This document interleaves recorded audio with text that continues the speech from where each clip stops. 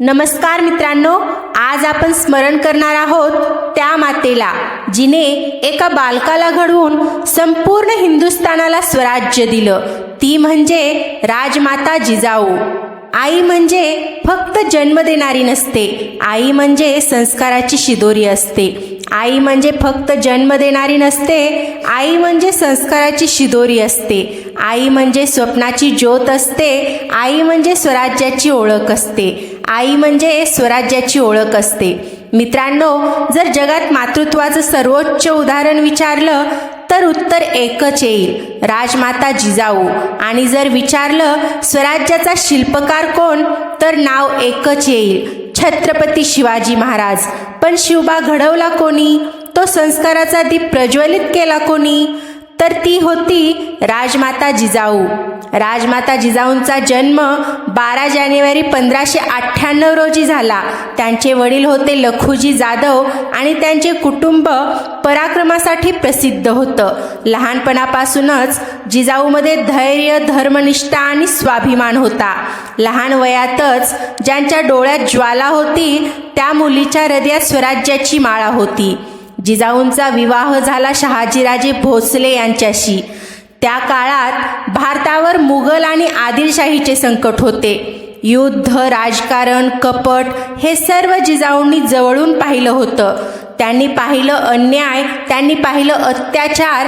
त्यांनी मनाशी ठरवलं, माझा मुलगा अन्याय सहन करणार नाही, तो स्वराज्य निर्माण करेल। 19 फेब्रुवारी 1630 रोजी शिवनेरी किल्ल्यावर एका बालकाचा जन्म झाला। तो होता शिवबा।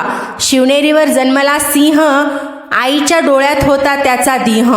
जिजाऊने त्या बालकाकडे पाहिलं आणि स्वप्न पाहिलं हिंदवी स्वराज्याचं। जिजाऊ शिवबाला रामायण, महाभारताच्या कथा सांगायच्या। धर्म, न्याय, पराक्रम हे त्यांचे धडे होते। तलवार देण्याआधी तिने संस्कार दिले, राजा बनवण्याआधी तिने विचार दिले। शिवबा फक्त योद्धा नव्हता, तो धर्मरक्षक होता, कारण त्याच्या मागे होती जिजाऊची शिकवण। शिवबाने पहिला किल्ला जिंकला, तोरणा। त्यावेळी जिजाऊंच्या डोळ्यात अश्रू होते, दुःखाचे नाही तर अभिमानाचे। आईच्या आशीर्वादाची तलवार झाली, स्वराज्याची पहिली गर्जना झाली। आईच्या आशीर्वादाची तलवार झाली, स्वराज्याची पहिली गर्जना झाली। शहाजीराजेंना कैद झाली, राजकीय संकट आलं, पण जिजाऊ डगमगल्या नाहीत। वादळात उभी राहिली ती भिंत बनून, शिवबाला घडवलं तिने सिंह बनून। वादळात उभी राहिली ती भिंत बनून, शिवबाला घडवलं तिने सिंह बनून। त्यांनी कधीही शिवबाला सूड शिकवला नाही, तर न्याय शिकवला। 1674 रायगडावर शिवाजी महाराजांचा अभिषेक झाला। त्यावेळी जिजाऊंच्या डोळ्यात समाधान होतं, त्यांचं स्वप्न पूर्ण झालं होतं। आईच्या स्वप्नाची झाली पूर्तता, स्वराज्याला मिळाली ओळखता। आईच्या स्वप्नाची झाली पूर्तता, स्वराज्याला मिळाली ओळखता। राजमाता जिजाऊंच्या आयुष्याचा तो सुवर्ण क्षण होता। जिजाऊंचं खूप महान व्यक्तिमत्व होतं, धर्मनिष्ठ पण अंधश्रद्धेविरुद्ध, कणखर पण प्रेमळ, दूरदृष्टी असलेली पण साधी। त्या फक्त शिवाजींची आई नव्हत्या, त्या संपूर्ण स्वराज्याची माता होत्या। राज्याभिषेकानंतर काही दिवसांनी जिजाऊंचं निधन झालं, पण त्या अमर झाल्या, कारण त्यांनी घडवलेला शिवबा अमर झाला।